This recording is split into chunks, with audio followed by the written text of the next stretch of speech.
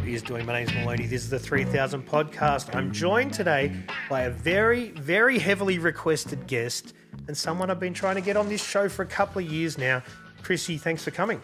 Oh, it's a pleasure. It's awesome to be here. Yeah, thanks for having me. It's been a long time in the making, but a mutual friend of ours made it happen, and I'm glad that he did do that. It made it easy for you to get down here because you're not in Melbourne anymore permanently, but you're here visiting. Yeah, I'm really grateful.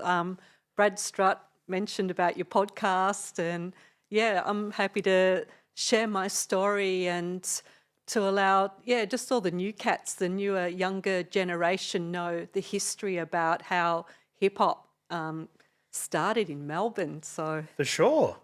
So let's jump in. I think you grew up in an area that I'm pretty familiar with. Tell us about, was it Elwood? Yes. Yeah, so I was born in 1968, so I'm 57 now. I can't believe it, and still doing all this. I grew up in Elwood, lived there till I was probably about 30 years of age. And 3184? Yes. Yeah, in Mitford Street, actually. I was just around the corner, but a little bit later. Yeah, and there's just, I'll talk into it later, but there was just so many B-boys and riders that all, started from Elwood. Yeah. Yeah. It was definitely an interesting place, but when we talk about Elwood in the 70s and 80s, it's different to the affluent Elwood that we know now. Oh, 100%. It's become so trendy now. Yeah. People walking around with their poodles and yeah.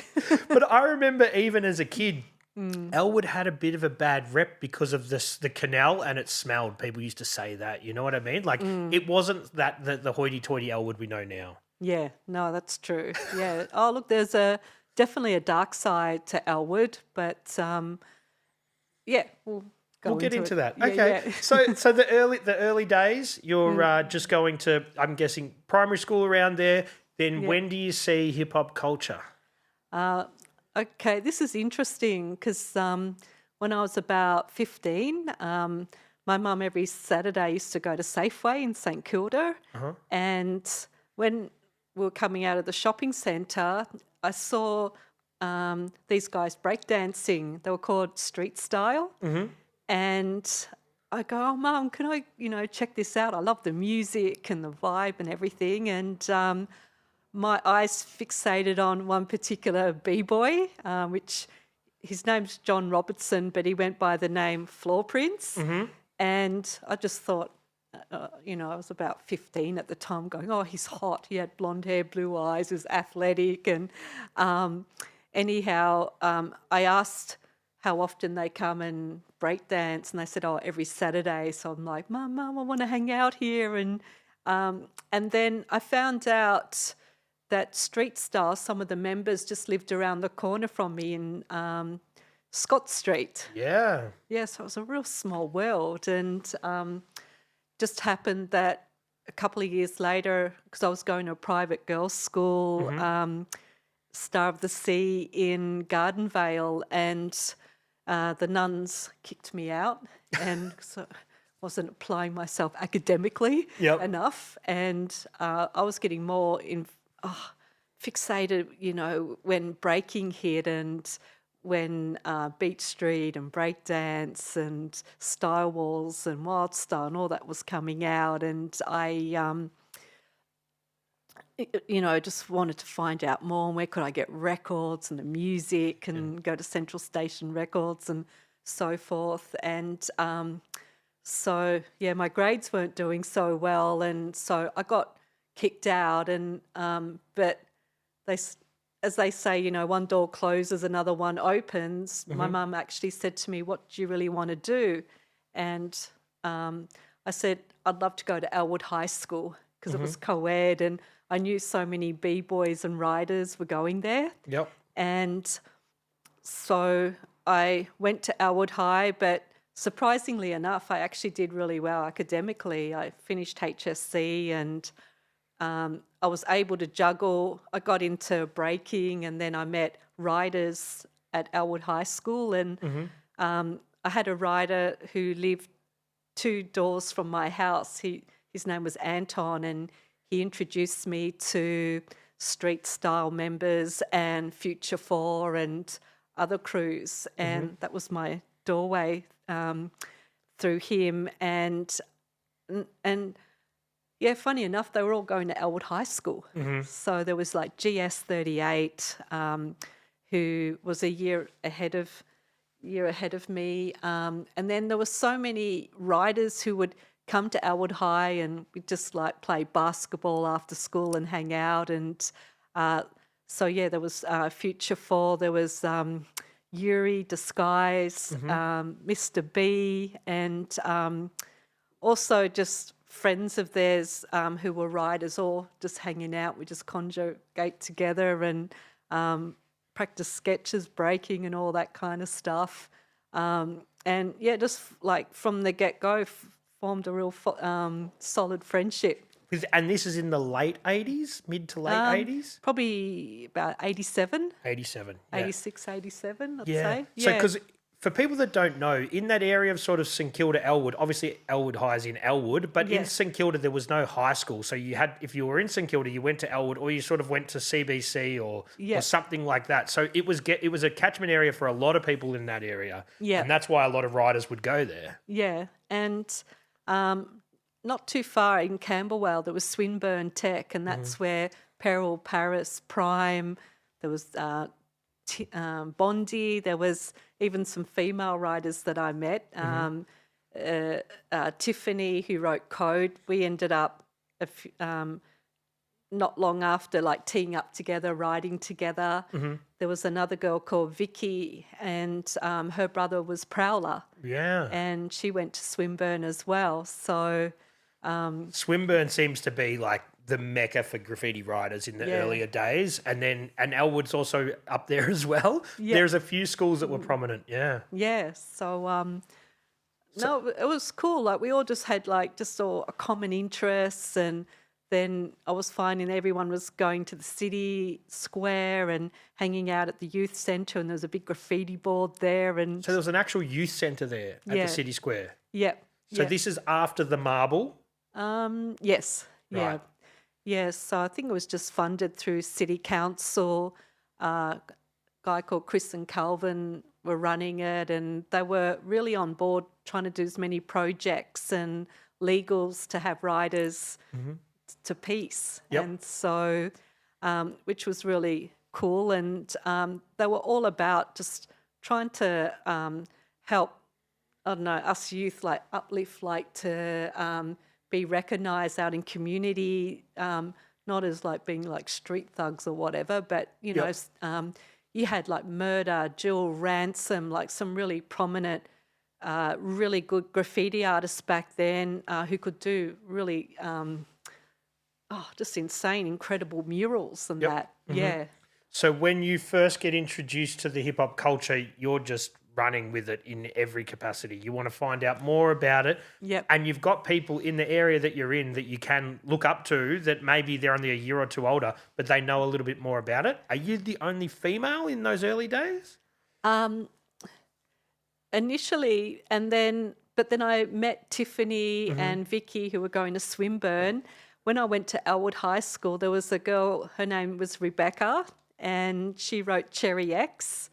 And also she went by the name She, S-H-E, and we became good friends, and we're still friends to this day. Yeah, wow. And same with Tiffany, who wrote Code. We used to piece together, so yeah, really close as well. So, and you were the pioneering females, I'm guessing, back then. Was it unusual to have other girl riders, or when you found them, you gravitated towards each other, or you were just like, we're just doing it like the boys?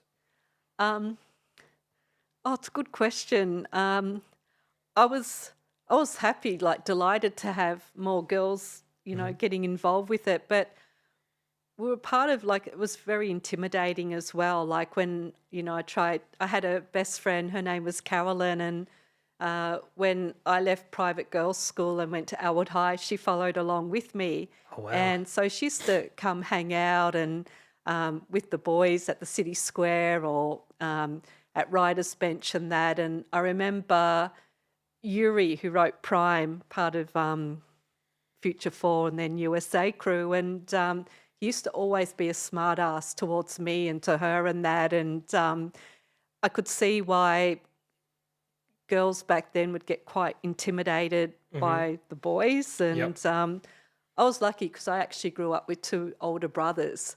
And so I was used to being around, you know, the boys and their mates and stuff, and just didn't take any shit from them and stuff. But I was lucky to have my friend Carolyn in my corner, because I remember Yuri used to get real smart and she'd just step forward and don't talk to Krisy like that, and slap him one. And like on the writer's bench or somewhere where you might be? Yeah, she didn't give a shit. Wow. She was right in my corner, whereas I was a little bit, if anyone knows me, I'm not, I'm more sort of softer and laid back and more chill, but yeah, that's just who I am. Yeah, for sure. But I guess having the older brothers would help, and then I'm guessing having older members around that area that were already pretty deep into it, that helped, because if you're going to the writer's bench with these people that have notoriety, then you're cool because you're with them. Yeah, no, that's true. I was really blessed in a way. From the get-go, I met Anton, and he was really good friends with Street Style breakdancing crew who were down with so many other riders and breakdancing crews. When I used to go to the Marble or down to Southern Cross, I got introduced to riders and stuff, and just got along well with people. Like I met Jewel from WCA and just riders from all over Melbourne, and because we all had such a common interest. The other thing that I had more the guys gravitating or having an interest from me, they were like, Krisy, you're like a Martha Cooper, because you're always taking photos of pieces and people, and they loved it so much. And not long ago when Kingsway came out, I had a lot of my images get published in there, which was really cool. But I had a superpower being a female, and I could get into the yards very quick to get photos. And if any transits or staff would ask, what are you doing in the yards? I'd just be in my private girls' school uniform, just pretending I'm doing a project for school on graffiti. Yep. And they wouldn't question anything. They were actually more helpful to me than anything. Go, well, let's show you some more of the graffiti here in the yards. And if you come, you know, each week on a Wednesday before we buff them, you know, you can get some good images. I'm going, oh, great. Yeah. Wow. So you go back, put your school uniform on, and then go down there? Yeah. Because Elwood didn't have a uniform back then, so you'd have to put on your old private school uniform. Oh, look, it helped me so much. Little did I know, going to a private girls' school, because you have like a blazer and a nice skirt, and underneath that I used to wear what's called a girdle. So I'd say like back in the 70s or 60s, women would wear them to have that nice figure shape. The hourglass shape, Yeah, and I think I took it from my mum, and I could fit about like 15 spray cans, like if I wanted to go racking for paint. And like I remember Disguise from Future 4, when I used to go to the city square, you go, I can't believe how much paint you get in, what, you know, like, you know, going into a paint store and racking up and stuff. And it's the same with the getting into the yards, though, because they're seeing an innocent, who's perceived to be innocent schoolgirl. They don't presume that's going to be somebody who's pinching stuff. Yeah. So when you would rack paint with just like hardware stores in the city, hobby sort of shops, they didn't question it. No, you look not like at a girl all. who was just there on a school excursion or something. Yeah, I was always good. I'd buy one spray can. So I'll just have this, and you couldn't see it, you couldn't tell. Right. Yeah, so, you know. Buy one, get 14 free. Yeah, that's it. Look, I'm sure karma's bitten me back in so many ways for all the naughty things I did when I was young, but it's just, like being part of that hip-hop culture, you know. We're just unstoppable, we're quite reckless, and, you know, being part of it, like, if you could get as many ink markers and cans or whatever, like, you know, in the Melbourne graph scene, you just get so much props, and so it kind of just egged you on to try and get more paint and stuff. Yeah. So, but you're really bringing value to the crews, because not only are you documenting it, but you've also got a bit of a cheat code being a female to pinch stuff. So you're bringing a lot of value. They're going to want to keep you around. Yeah. It makes total so sense. true. Well, it is, yeah. And so, Yeah. and then I guess that's why, and other people are going to stick up for you and all that sort of stuff. So then when you go from being the person who's pinching the paint, are you then sharing it with the crew, or you're painting this whole time as well? Oh, just painting. Yeah, I was just getting it for myself. But look, sometimes I had Ransom who'd ask me to come and piece with him, had Murder as well. And so sometimes, I give them paint as well. Sometimes, keeping lookout for me and stuff. So, just look after them and that. So who took you to do your first piece, or did you just go by yourself? No, it was actually, his name was Anton. He was a break dancer, lived 2 doors from me. It was just what do you call it, like a basketball court, a wall, and did something there. And then I think not long after that, Disguise asked me to paint Garden Vale, like canal drains. tunnels. Yep. Yeah, we did something there but got chased and didn't really? get to finish it. Yeah, getting chased even in the 80s. Yeah. People just, I thought back then people would have been like, oh, their kids just doing their thing, but they weren't having it then either. No, we just saw this, he's probably like 50-year-old man going, oi, what the fuck do you think you're doing? And started charging for us. And Gazza just goes, run, and so we did. And I didn't know why. We was just in, canals in a tunnel. It's not like we were really defacing anything. No. So Were the train lines at that stage, were they covered in paint, or was it a different time where there was spots to paint on the track?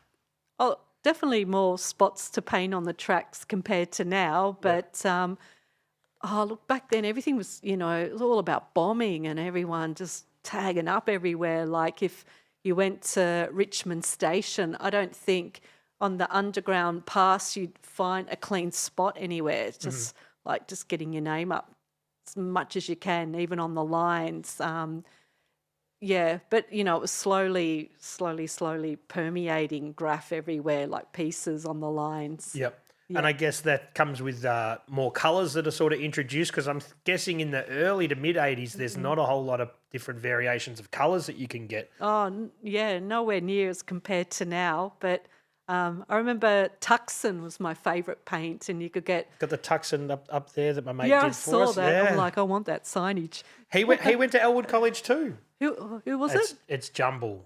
Jumble. Okay. So he'd be a bit younger as well. Yeah. But another Elwood College alumni. Yeah, like we loved Buntlack, and I remember it was really hard to get paint. I remember having to go with Jewel and Murder, Ransom. We just get like a posse together and either go to Sydney or Adelaide to go, just to go and get paint. It was so hard and rare to get really good colours here in Melbourne. Yep. Yeah. But then once the colours come, the train lines get decorated. Yeah, that's it. So at this stage, are you still doing the breaking thing? Is breaking still happening in St Kilda at Safeway, or is it just... No, that kind of died down, and it was kind of phasing off, and just finding, more breakers that I knew were getting more into the writing side of things, and that was just like really blowing up, like all over Melbourne, and so many writers would come every week to Richmond Station or to the City Square, and we'd all be hanging out, and it was just such a big buzz. It was just growing and growing, like just meeting more and more writers. And then I guess at that stage, more and more people are coming, and you guys are almost like the OGs there because you've been doing it for a few years already. Yeah. Did it feel like you guys were some of the more mature people? We didn't seem, I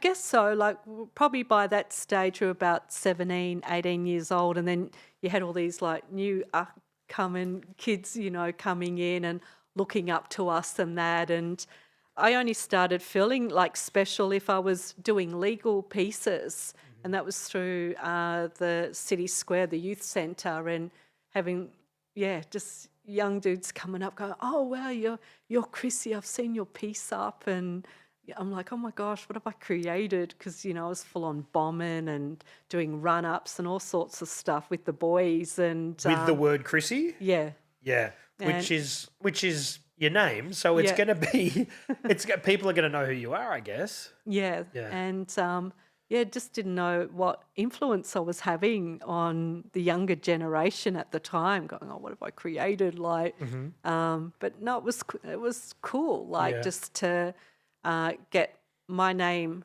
known and just recognition for being a female writer. Uh-huh. And then you're documenting it, like you said, you're taking a lot of photos and stuff at that time. What's the grand plan of that? Obviously, you said that they end up in Kingsway, but I guess at that point in time, you're not thinking about a book in the future. You're just thinking someone needs to document this stuff. Yeah. Oh, look, I just love, like, for me personally, I love the pieces and stuff. Like, anything that I'd see from like Jewel, Peril, Paris, from Acid, like, there were so many crews, like there was DMA, FMC, WCA, like so many crews with incredible pieces. And I love the artwork and characters and that. And I, yeah, I just used to try and just, capture it all as much as I can. It was a real hobby of mine, just taking photos of graph. Yep. And then back then, you've got to get them developed. It's not a cheap process either, is it?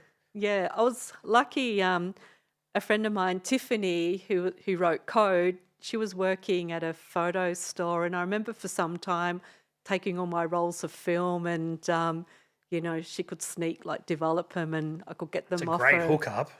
Because I can remember when I was a kid, I think it cost like $20 just to get a roll of film, and that was heaps of money then. Yeah, Yeah. no, it's true. So, but I was lucky that I always had a part-time job. So my dad had a business, so it was a family business called International Records, and he imported music from all around the world. Amazing. And Was it a physical store or it was like a distribution?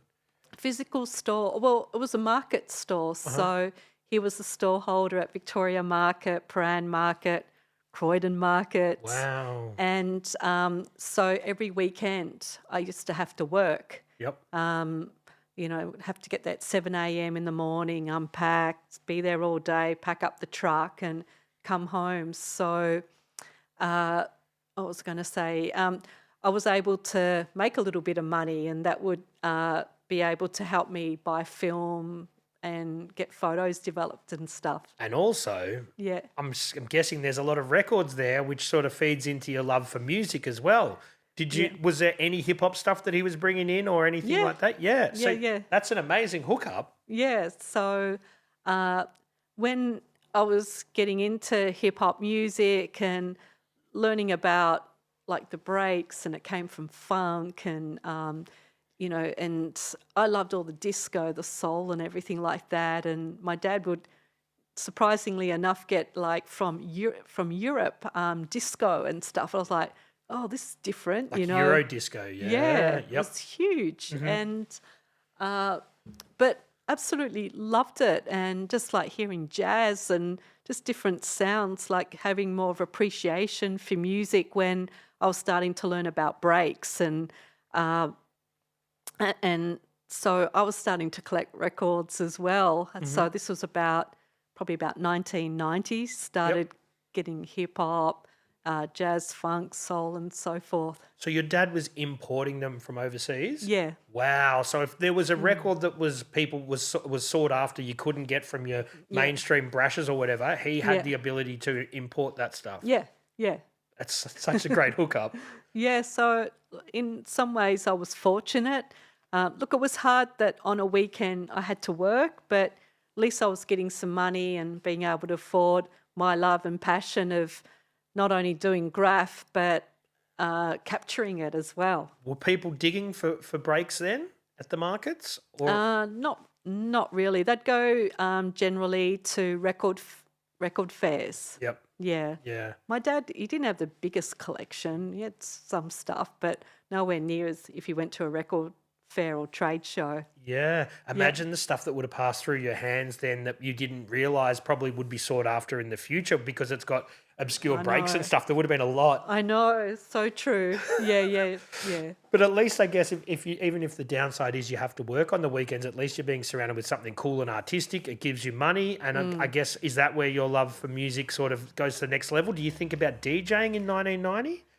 No, it was okay. So I had an older brother, 2 years older. His name was Paul, and he had a punk show on PBS FM, and I used to come in and be his like gopher, like answer telephones, and I just loved being in the studio and hanging out. And It was in St Kilda then, which is just down the road from your house. just in Fitzroy Street. Yep. And I got introduced to DJ C. I knew he was a DJ and DJing in clubs. He was playing funk as well as predominantly hip hop as well, and got introduced to him, and I really looked up to him. And He was a pioneer for the Melbourne scene. 100%, Yeah. yeah. And he, what had happened is the manager at PBS, her name was Maz Knott, and she approached me and said, have you ever thought about presenting on radio, because it was more male dominated. And I had no idea, no inclination of ever presenting on radio. And I know DJ C was looking at like dropping working on radio because he was getting more opportunities to work in nightclubs and that. Yep. And he said he'd teach me the ropes.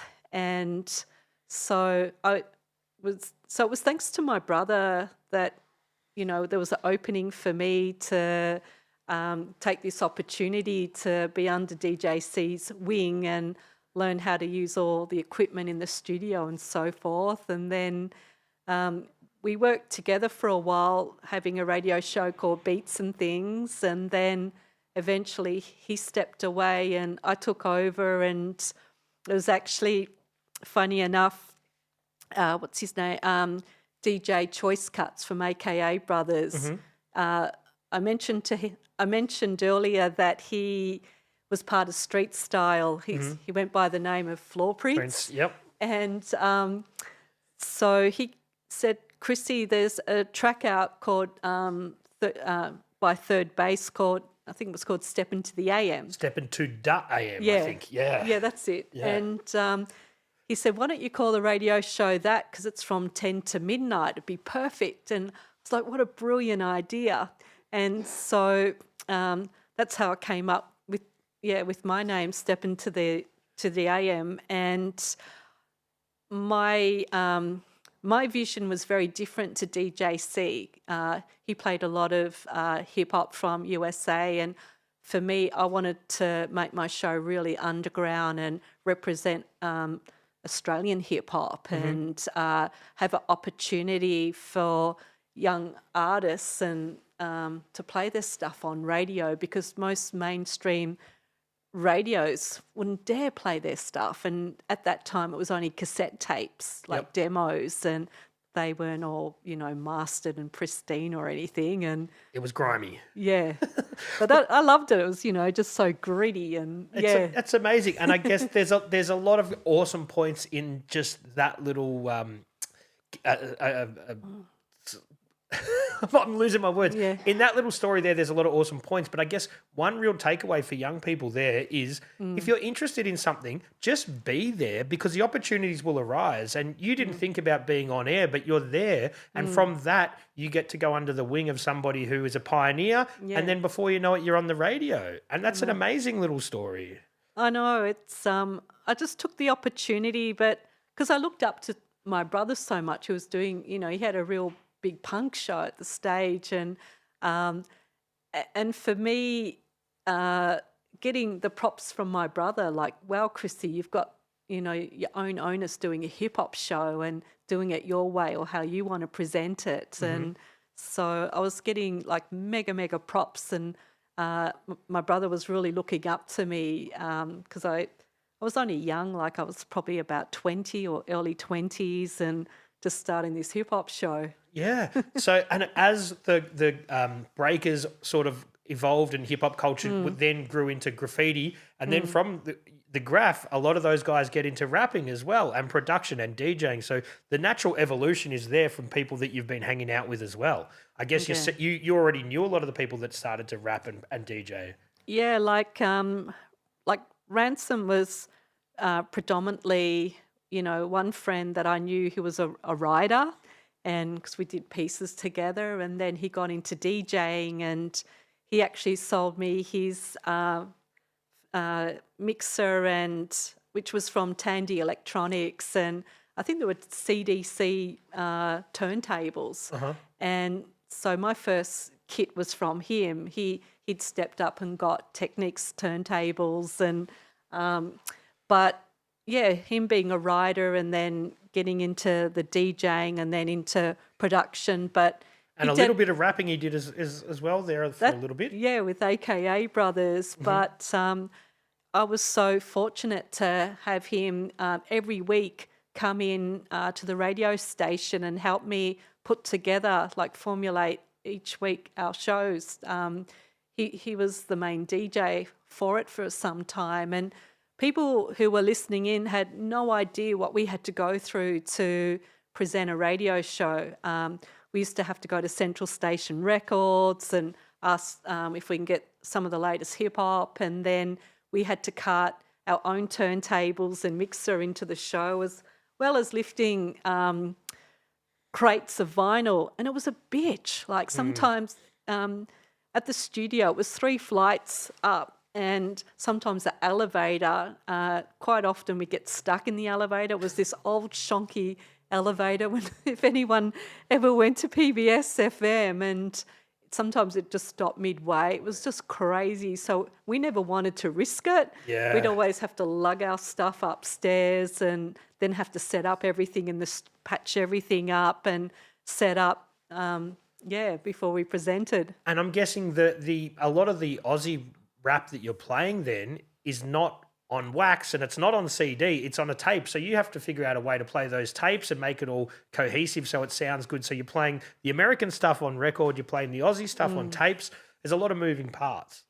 Yeah, look, as I mentioned before, people who were listening in had no idea what was going on behind the scenes. And look, I used to announce if anyone's got any, demo tapes or want their stuff played on radio to send them in, and I'd get them and they'd be on such a low quality density, the recordings and stuff, but they were probably just recorded on a boombox with a microphone a lot of the time. yeah, and but little did I know, if, sometimes I'd play stuff, and then I'd go to hip hop clubs, nights out at gigs and stuff, and I'd have crews coming up to me, go, "Oh, you played my demo, it was shit on radio, the quality, what did you do?" I go, "No, it was actual tape, dude," Yeah. and Be sometimes grateful I'd I get played dissed. Yeah, oh look, it was crazy. And then I was copying a lot of slack for that, and I was like, what can I do about it? And then I thought, I'll shut them all up, I'll do my own hip hop nights. So I started at Big Bamboo. It was a reggae nightclub. I approached so many clubs in Melbourne to see if I could run a regular hip hop night and give opportunity for MCs and DJs to come in and play. And everywhere I searched, because there's so many venues on the south side of Melbourne, and I'm guessing they're all just saying no. Yeah, they just thought, oh, that gangster rap, we know about NWA and Ice Cube and all blah, blah, blah, blah. And so they all said no. But I met a guy called Jaloid at Big Bamboo, and when I went in there, he was just, the reggae clean was smoking this big spliff. And, oh, God, I couldn't even tell you what happened. Like my first introduction going into Big Bamboo, I went in there and I'm like, "Oh, hey, I'm trying to find the manager or the owner of this club." And I could smell, there was a bar, and beyond the bar there was a kitchen. and I could smell something being fried up, and I think it was chicken or something. And anyway, the door was a little bit ajar, and I see this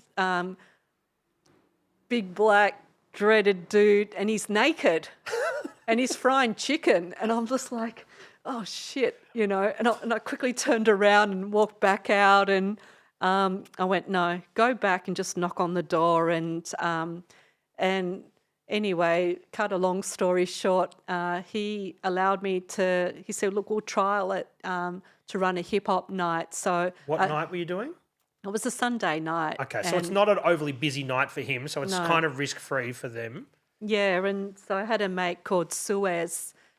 He was a writer and DJ, and so we collabed together and, started Big Bamboo hip-hop night, and I thought it was just such a better opportunity because I had so many demo tapes coming at me and people, MCs and that were getting shitty with me with quality, and it sounded shit on radio. I go, well, let's do this live, and so had so many crews from all over Melbourne started coming, and a lot that have recorded now and have made headway in Melbourne, Australia, worldwide. Just now musically, that they started off with radio and then underground club where I was working, and I think people probably can't get their head around how hard it would have been for people that were doing hip hop in Australia to get anywhere that would let them touch a microphone. So I think you would have been breaking ground for that. Now there's lots of underground hip hop nights around. But you guys with the Big Bamboo definitely would have been at the forefront of that whole movement.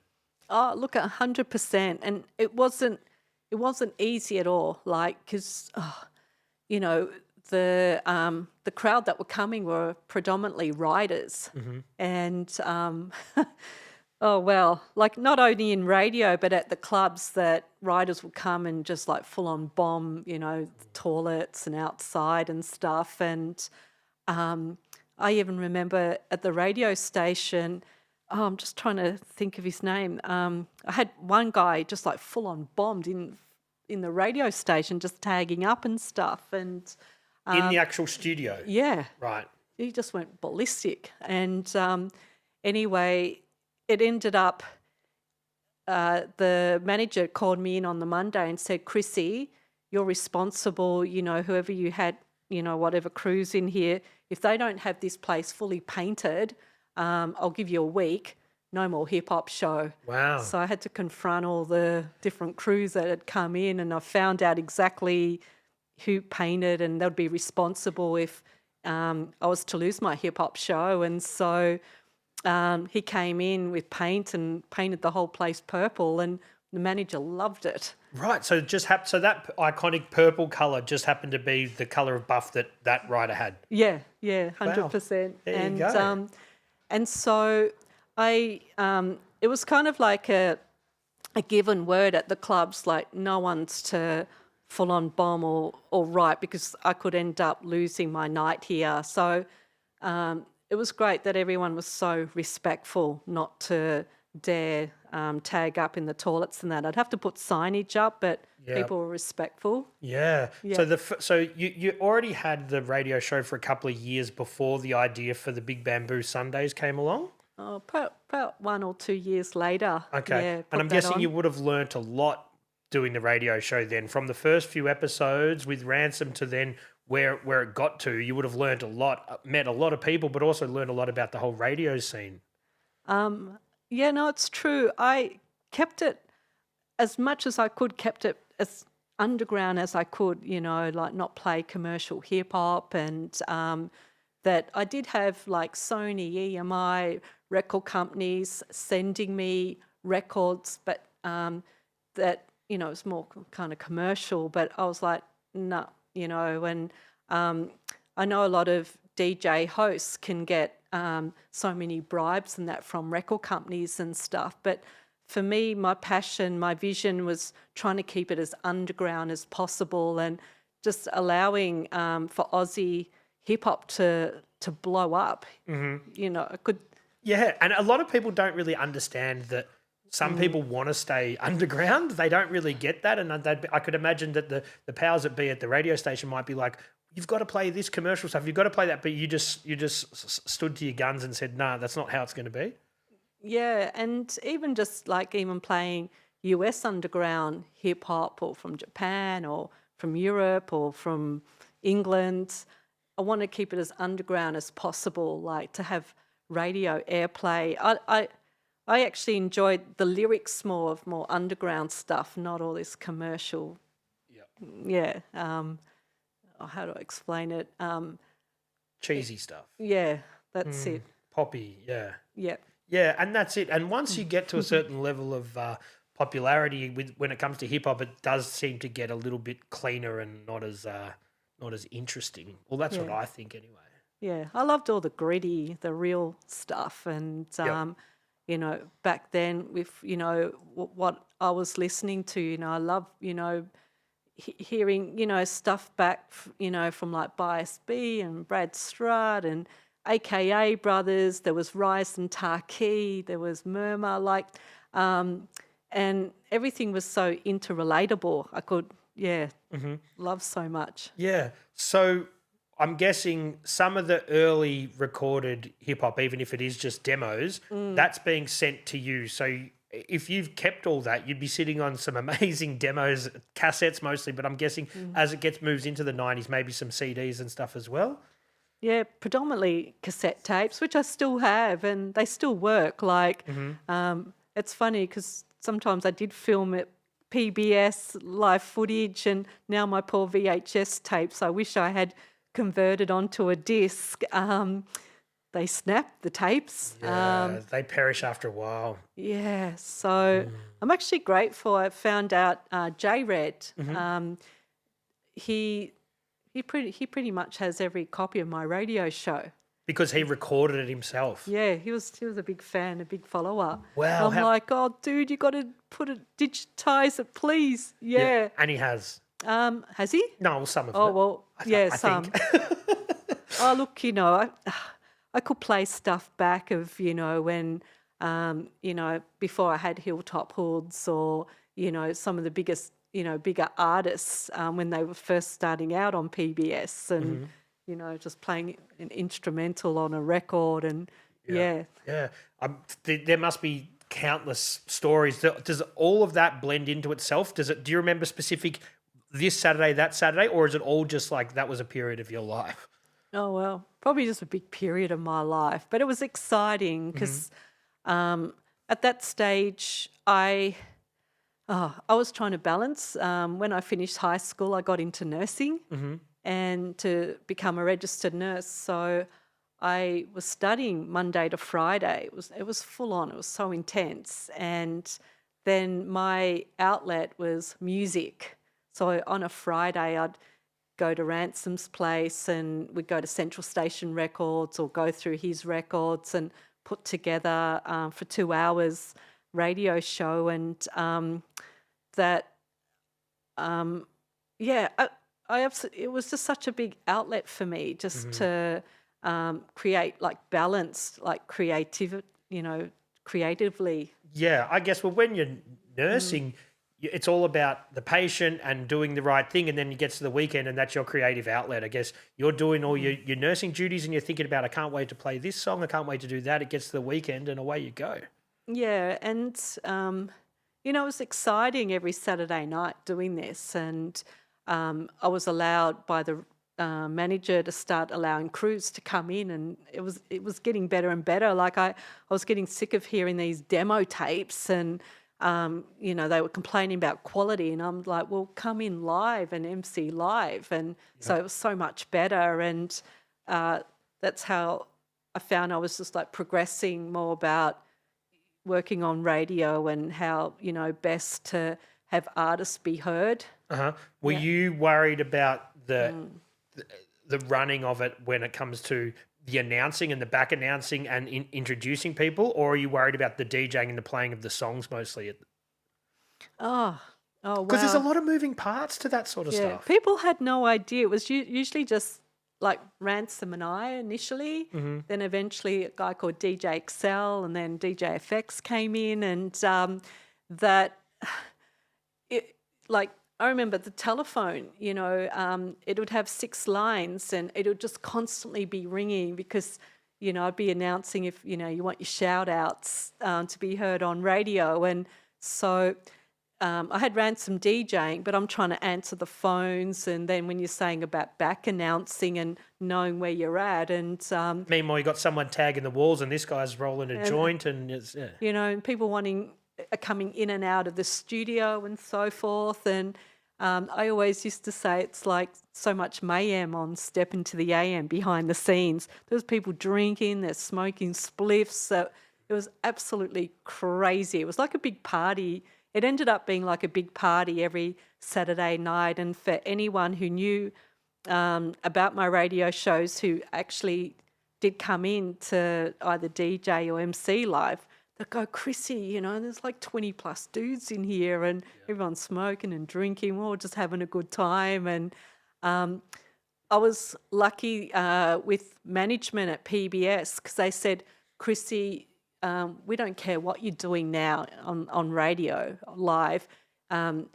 Besides the jazz show, when we do ratings, it's the second best, like with ratings on radio on a Saturday night when they were comparing to like Triple J and other shows. I'm like, what? Wow. So I had no idea that having an underground hip hop like radio show, and at the end of the week, my outlet from nursing is just, having a big party come together and stuff. And that so many people were listening in, and I didn't realise it until, I was gigging more, like doing shows, opening up for hip-hop acts and stuff, like just say at Revolver, and, have dudes coming up go, oh, listen to your show every Saturday night, Krisy, and you don't know how, uplifting, how it's just changed me, and I've started writing lyrics and blah, blah, blah, and getting approached, but, I had no idea.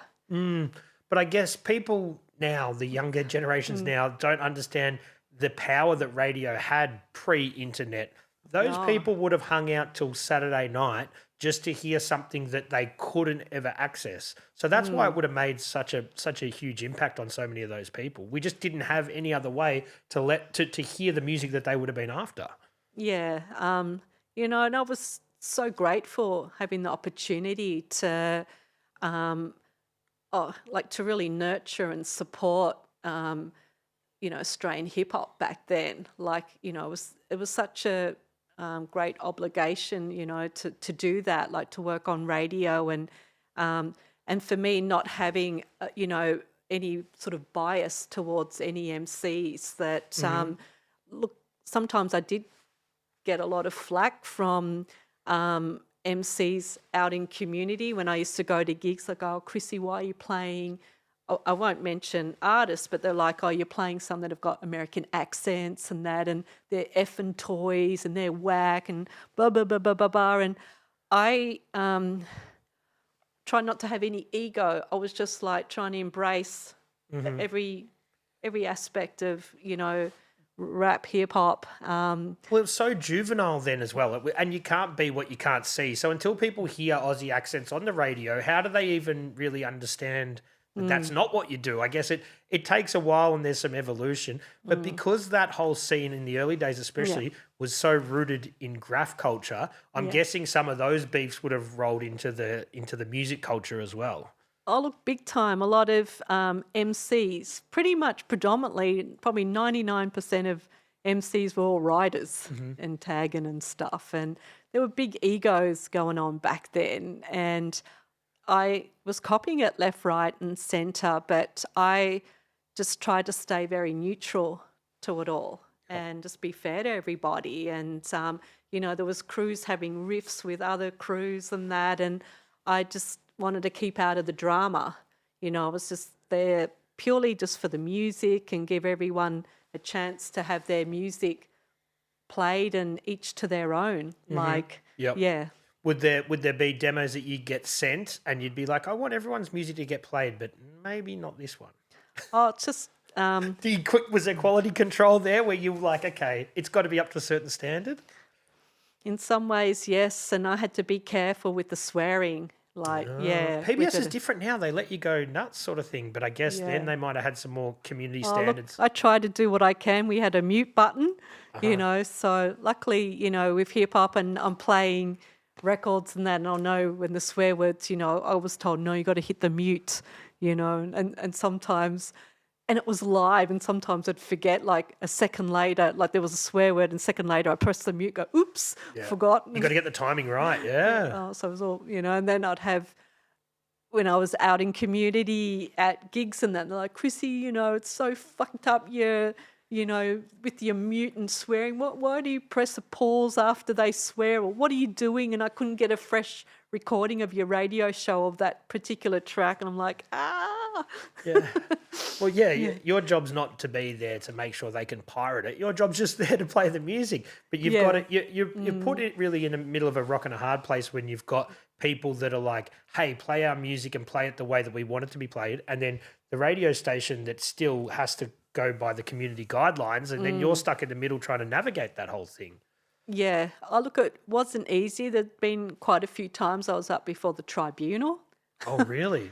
Like, I remember... Internal tribunal of PBS or the radio? No, radio tribunal. Wow. And look, I was lucky to have a manager who was real supportive of me, and being, female in this, full-on male-dominated scene and stuff. And which is nothing new to you, because from the graffiti, from all that stuff, you're used to being a female in a male-dominated scene. Yeah, and but I was just lucky she always had my back, Maz not. And there was sometimes they'd get a fax and say, whatever you do, you're not to play, who was it, NWA, F the Police. When that first came out, they said it's not to be played whatsoever. And so I just decided to play it over and over and over and over again. The whole 2 hours, I just played it nonstop. The phones were going nuts, and then Monday, Maz goes, "What part of the fax didn't you understand?" And but I didn't give a shit. I go, "Well, if this is my last day on radio, I'm happy." Yeah, I'll go down swinging. Yeah, but it wasn't your last day on radio. No, I just got suspended. I can't remember for how long. I got suspended for a little while, and then I was back on radio, and my ratings went even more. So what was the mentality behind that? You just wanted to be like, well, don't tell me what to do? Or it was just like you wanted to see how far you could push it? Yeah, all of it. Just, I honestly, believe what was happening over in LA and... what the police were doing, Hispanic, Black community and that, and abusing their power, and that the world needed to know what was really going on. So I just thought, F it, I'm going to do it. Yeah. And then you come back after your little sabbatical, your ratings are through the roof again. Yeah. At this point, is PBS, it's public radio, is it funded by donations and stuff, or was it government funded? No, just purely by donations. So we get subscribers. So I think it was like $25 for a year to subscribe. And so I had to, to community, get people to subscribe to keep us on the airwaves, as well as people playing for, like companies and whether it's like clothes and clubs or whatever, for advertising as well. Yeah. So it is similar to the model that's still working today, but just slightly different, I guess, with the subscribers thing. Yeah, I don't know, because I've been out of it for such a long time now. Yeah, it's amazing. The studio now, the PBS studio, it's like state of the art. I know. When I see it, I go, why'd I quit? I should have stayed on. I've heard that the old studio was quite different, but it's good to see that it's still going, and people are still listening to that sort of stuff, even with the internet out there now. Yeah. Radio always has a part. Yeah. Oh, big time. Yeah. With Steppin To The AM, that is happening every Saturday. Big Bamboo's happening every Sunday. There's a lot going on. Yeah. But I'm guessing at that point, when Steppin To The AM is full flight, there must be people that record labels and that sort of thing and other artists that aren't Aussie reaching out to you. And are you letting them on, or are you staying stick to your sort of Aussie mantra? Yeah, look, 100% to my Aussie mantra. I was just really trying to uplift Australian hip hop. I knew that internationally it was, blowing up hip hop, but I really wanted to get Australian hip hop on the map here and get world recognition. So I was doing everything in my power to, when I was working at Big Bamboo, to allow, MCs to come in and, refine their skills, get as much practice and, to get on stage and, perform and stuff. Because no one else was letting him do it. No, I don't think there was anywhere that I knew that were doing like full-on underground nights compared to what I was doing. There was clubs that were starting to play hip-hop and that, but it was more general radio play and not playing anything from Aussie MCs. So when you're getting these demo records and when you're getting people sending you in stuff, is there anything that you hear and you're like, this is potentially where it's going, this is the future? Or any people came in and rapped and you're like, this person's got a bright future, I think this will change it? Yeah, I did get it with Rise and Taki, and they were two like Greek guys. They were twins actually, and I met them when they were just starting like breakdancing. They used to come to Elwood High, hang out, and then I know that they started hanging out with AKA Brothers, and then they came out with a couple of 12 inches, and I love their sound. I love their production with what they were doing. They were producing their own beats and that, and Tommy Boy Records jumped on them. And from New York. Yeah. Yeah. And they got to feature on one of their album, had many other artists from around the world, and then... Like a compilation album? Yeah. Wow. And they were representing Australia effectively? Yeah. Wow. So that was massive. And then they were getting signed up, and then there was a situation, we're at a nightclub and we're about to leave, and Taki, one of the MCs, we were about to go to the car, and there was this guy, Joey Peroni from Young Talent Time, and he was pissing on the car. And Taki came in and like full on smashed him, and then unfortunately he got arrested and ended up having to go to court, got a record, and so unfortunately Tommy Boy dropped them, so which was a big shame because they were almost like being top of their game. They had some incredible tracks that they'd produced, and I could see them going so far, and then suddenly that all got squandered, and then from then on I think they just phased out. Wow, what a shame. And it seems kind of being arrested kind of is on brand for Tommy Boy Records. You wouldn't think that would deter them. Yeah. Yeah, so it was a big shame. But look, I could see at Big Bamboo there's many other artists that were showing up every week, getting on the mic and getting more confident with the MC skills on stage and that. And like every week it was kind of like a fight amongst MCs to get on stage. There was Pure Mind Poetry, there was MCQ, Acapulco Gold, there was Esky, Brennell 4. I had like Raf Boogie to Weapon X to Trem to Strut to Reason to DSA, what's his name, DJ Khan and his crew. There was Shawnee B, Frenzy. There was so many that I could see, potentially that, they could really step up and hopefully... Sorry. Yeah. I'm guessing a lot of those people at the Big Bamboo is the first time that they're actually jumping on stage with a microphone. You're affording them that foot in the door. Yeah, and look at it.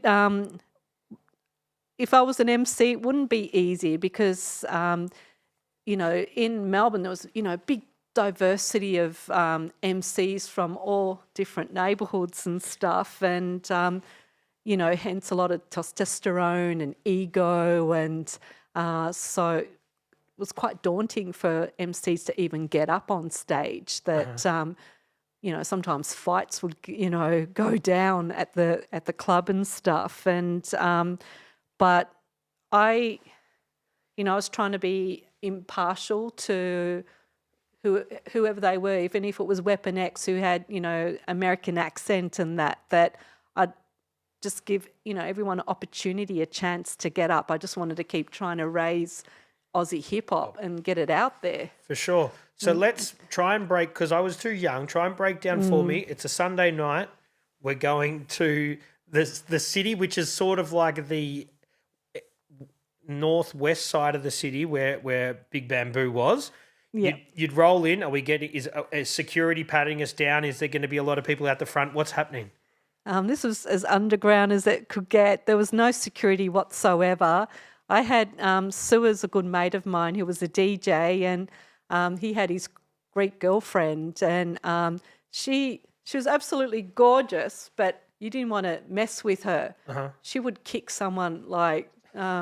She was just her name was Maria. She was forced to be reckoned with. Yep. And like the first time I really realised how much power she has was I was at Adele the Funky Homo Sapien. I went to this his concert at Billboards.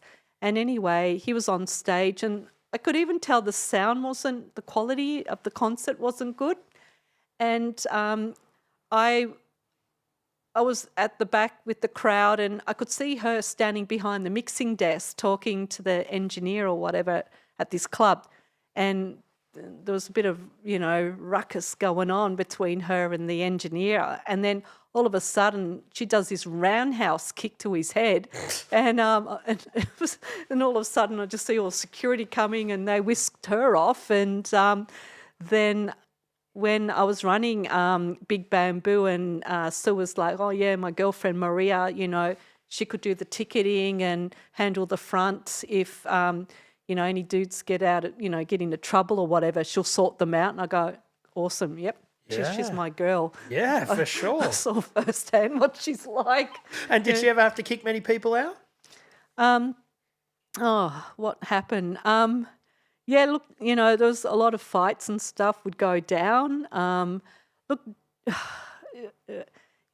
Generally we try and just get people, take it outside and that. And so we didn't want the night to end up getting closed down. And the other issue was there was a police station around the corner. And so, we didn't want to have to end up calling the police if, I'd have to threaten guys, look, if this gets out of hand, I have to call the cops and this could potentially get shut down. So we all just, tried our best ways to get along or whatever. Or people kind of just sort of knew the rules in a way. But look, there was shit that did sometimes happen that, I wasn't able to catch my eye on and, try and, squander it or sort it out.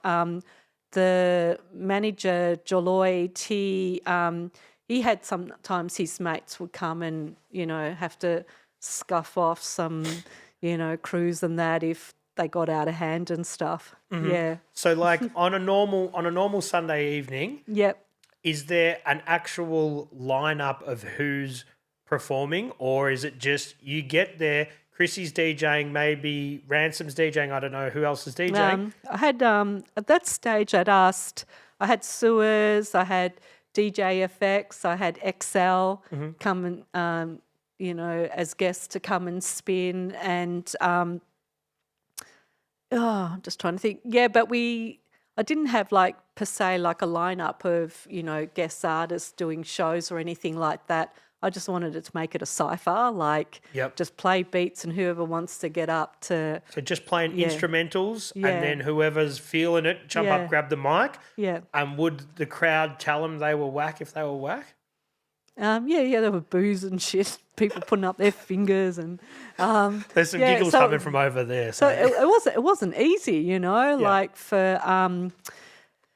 for MCs to have to get up and, be quite challenging, how you got to think in Melbourne and all these, You know, you got Pegasus, you got Brad, you got Bias, and you know, the flack that you might get back from everybody. But you know, I just want to give an opportunity for anyone to get up and, you know, have a go in that. And even, you know, I remember Weapon X, you know, he actually had so much skill, and I loved his lyrics and that, but he just rapped in an American accent. I was like, oh, why can't he just MC an Aussie accent? I just didn't get it, because he was really good. And like, there was Deadly Sea at the stage, and I, you know, really had much respect for him because he came out with his own label, and you know, he didn't write like the best lyrics, but you know, he was this character, and he just got up and he kept just pushing and pushing himself, and he would get diss left, right, and center from everybody, but he just did not give a shit. Resilient. Yeah, and he just kept showing up and just believing in himself, and you know, I just give him recognition for that, you know. But yeah, and I think it just, how do I say, you know, the resilience of each MC, you know, it was pretty tough back then. Yeah, you I know. could imagine a lot of them that probably didn't get the love that they wanted on stage would then go home, practice, hone their skills, and wait till next Sunday to come back and redeem themselves. Yeah, and you know, and or send me their demos and just play them on radio, and For sure. So then as that's happening, the radio show is still going, or does that wind up as Big Bamboo sort of kicks off? no, I think after a couple of years, Big Bamboo sort of started winding. Unfortunately, it winded down. I can't remember what exactly happened, but it was Deloitte, the owner of the club, had to close it down for whatever reason, and so I kept still going on with radio. But I was working on radio for about probably about 7 years, and then unfortunately my mum got sick. She got diagnosed with cancer, and I was nursing at the time, and I started having real bad back issues where I was struggling to carry crates of records upstairs, and having a lot of pain with my lower back, and trying to juggle what was happening to me personally at home and with my health, that I decided it was time for me to pull the pin. But at the same time, I had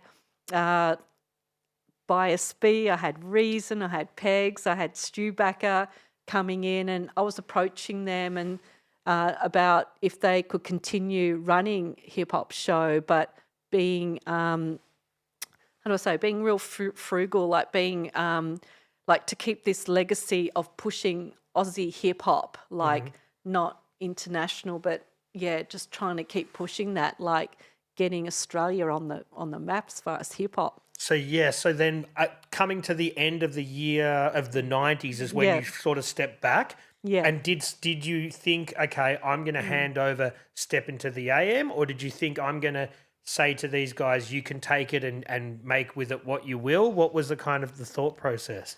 I spoke to Stu Backer and Bias B, and so yeah, they were aware of me, what was happening personally, and I kind of didn't quite figure out an exit strategy with it all, because I was just so bogged with my mum. She was dying, and I just said, you know, would you take over? And the sad thing is I felt so sorry for Stu and Bias, because they go, yeah, we'll take over Step Into The AM. So they end up fronting up, you know, to PBS, hey, this is Step Into The AM. And they were, I think it was Stu said, oh, I was actually getting death threats. Oh. And I found out who did the death threat. And anyway, it ended up an old mate of mine, Disguise, a writer from Future 4 USA crew. He actually said to me personally, Krisy, Step In The AM was your show. They need to come up with their own name. And so I said that to Stu and Bias B, so they came up with the, what was it, formula? The formula, yep. Yeah, and And so how many weeks were they doing Step Into The AM before? It didn't last long. I think Wow. people threatened them saying that was Krisy's show. That was a legacy. Step Into The AM, come up with your own. And so I can see where they're coming from, but death threats is probably going a bit far, but I can see where they're coming from. I didn't think he was just talking. Gazza at that stage, he was fucking drinking and so I think he was all like a chihuahua, all bite. I mean, all bark but no bite. Yeah. Right? Yeah. So coming to the end of your reign there, was it emotional? Like obviously you're just focused on your mum, but was it the last show you did? Was it emotional, or you just you just knew the time had come because you'd been doing it for 8 years or something? Yeah, just the time came, and my energy was so low. By then, I was nursing my mum at home with cancer, and so it was just time for me to, pass on the baton. And I couldn't have thought of anyone better than, Stu and Bias B. And that, a big part of it, I said, please, just really want to push Aussie hip hop.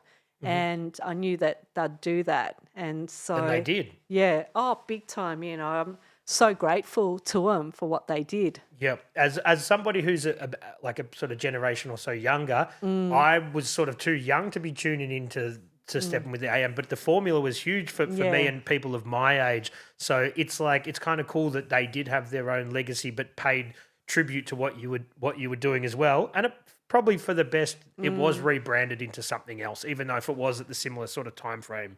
Yeah. Look, a lot of artists were starting to put out their own albums. You think of, Tram and Lyrical Commission and Prowler and, so many others putting out albums by this stage and getting more professional, getting OB signing artists up and stuff. So, I was just seeing, wow, that it was becoming more business and that and I was happy, so proud for MCs and producers and DJs that that this could potentially become a life for them as an MC or artist. It must have been a bit of almost like a proud mum moment for you to see the MCs actually signing record deals and putting out records when you had sort of nurtured it through its infancy so much. Yeah, I was like the mother to them all. But just for the music in general. Yeah. No, it's true. And so, it's just, just so proud to see that, artists were starting to get signed up and that, and to make, you could actually, that, being part of hip hop and being an MC and that, it was like a hobby, but you could actually make a living doing this. And that's a big turning point. But you got out of that sort of stuff just as that happens, then you leave, the formula kicks off, you go to look after your mum and you kind of take a step back from music altogether, or are you still DJing at that point in clubs and stuff? I was DJing still now and then, getting asked to DJ in clubs and that, so that was saving me in a way. I had built up my reputation as a DJ because also in 1997 I entered the DMC DJ competition at Chase's nightclub and came third. So that was good for me, being up against a lot of Melbourne, really amazing DJs out there. So it wasn't broken into male, female; it was just everybody. Everyone, yeah. So was there any other female participants at that point? No. I don't think there'd ever been any female participants. So you were the first female to... Yeah, wow, that's amazing. Yeah, I'm proud of myself. And, so I still got asked to DJ for international artists when they were coming out. Also, I was part of working at... where was it? It was like a commission building in... Where was it? Flemington at the commission houses. There was a community centre. Yep. And I was really into doing community workshops with kids, and I knew there was a lot of refugees, and wanted to do something especially for young girls, teaching them DJ skills and that. So on the side, I was running lots of workshops for kids and that. My mum had passed, but I still wanted to be actively involved somehow in the hip hop scene. So I was doing a lot of community work on the side. And that's cool because I guess it's fulfilling. It's a way to stay involved, but also it's work as well because you've got that the nursing background. It kind of probably comes pretty naturally to you as well. Yeah, no, 100%. And I was just surprised that even though, I worked on radio and in clubs, that I was still every now and then getting asked by even MCs like, Reason, or say, hey, Krisy, I'm going to be opening up for Company Flow and I need a DJ, can you come spin for me and, do the beats? So still like getting recognised, from MCs to come and open up for them. Yeah, it's awesome. Yeah. When the radio show wraps up or getting close to wrapping up, you mentioned before that there was record labels that would reach out and say, hey, do you want to interview this American artist or whatever? Is there any times that come to mind when that might have happened? Oh, quite a few times. There was part of me being a bit too shy or scared about interviewing big internationals. And like I remember Eminem was coming out, Slim Shady, and he was at the top of the charts and doing really well for himself. And I got asked if I want to interview him, but I got to meet him. I said, oh, look, I passed on it. It was just like part of me didn't, how do I say, I hate having to ask all the mundane questions when you've got big international celebrities. I'd rather just meet them personally and connect. Yeah. So I got invited.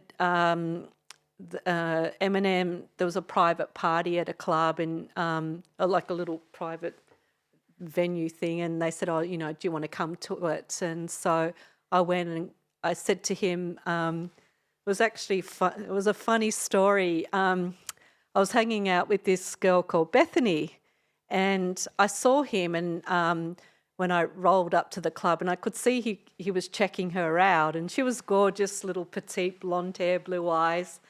And I approached him and I sort of nudged him, and I said, I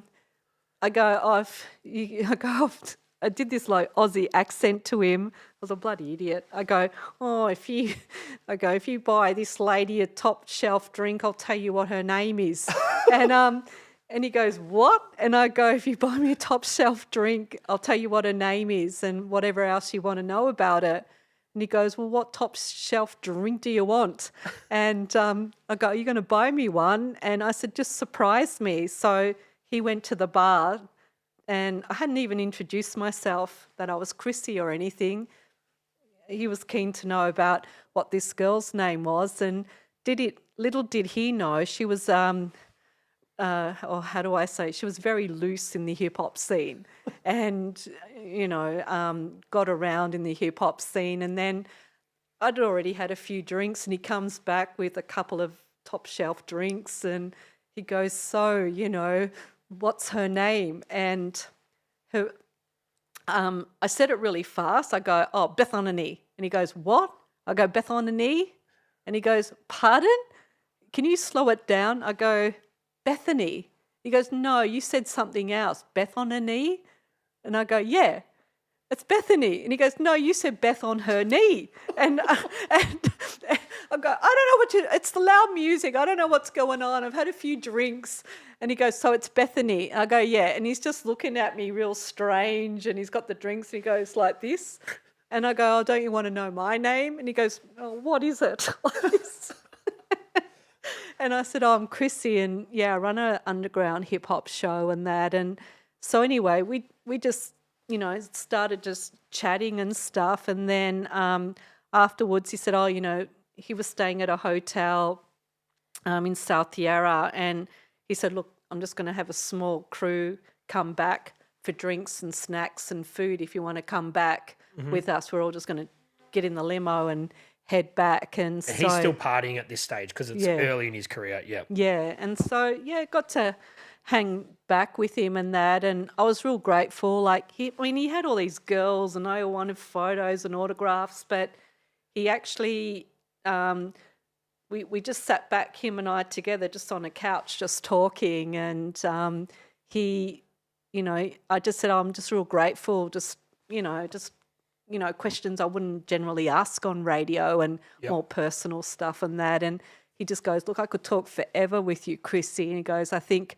one day, he goes, I don't know where we're going to meet again. Oh, wow. And finish this conversation. So, yeah. So, you got to hit him up. Hey? You got to hit him up. Yeah, look, it was, I think he was a little bit taken back because there's only a few people in the hip hop scene who actually really knew me, and that something that I never talked, there was an aspect to me that I never spoke to many people about who I am. And I grew up having ability, being a medium, a psychic, and seeing in between worlds, but it was something that was never I was never supported on by my family or anything, but I could see spirit, I could perceive what was going to happen. And you knew this from a young girl. You could see. Yeah. So when did that? So you're in your. Okay. Yeah. Explain to us when you first started to become knowledgeable that you had that ability. I don't know. It was just like an inner knowing. Like things would just. It's really hard to explain. Stuff pops into your head. Yeah, and right. I thought, people would think I'd have schizophrenia or whatever, but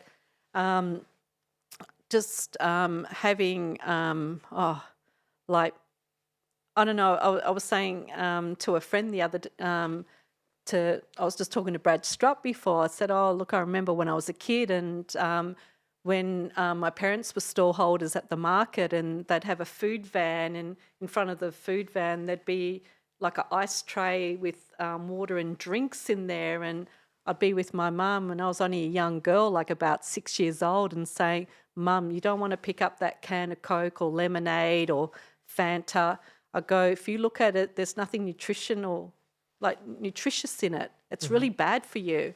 My mum go, like, where do you get this? Like, everyone drinks Coca-Cola, or like kids love lemonade and that. And I go, no, it's poison. They tell me it's poison. And my mum thought there was something wrong with me. So I went to the Children's Hospital, and they did so much psychological testing and this and that. And they said, no, there's nothing wrong with her. Whatever it is, like, they couldn't diagnose me with anything. So I was a bit of a strange individual. Like, I remember an incident when I was riding and I was with Disguise, and we spent a whole day just racking up inks and paints. We spent a whole day. We had big bag, like suitcases full of paint and stuff, and we're at Flinders Street Station, and we're about to get on a train to go back to his house in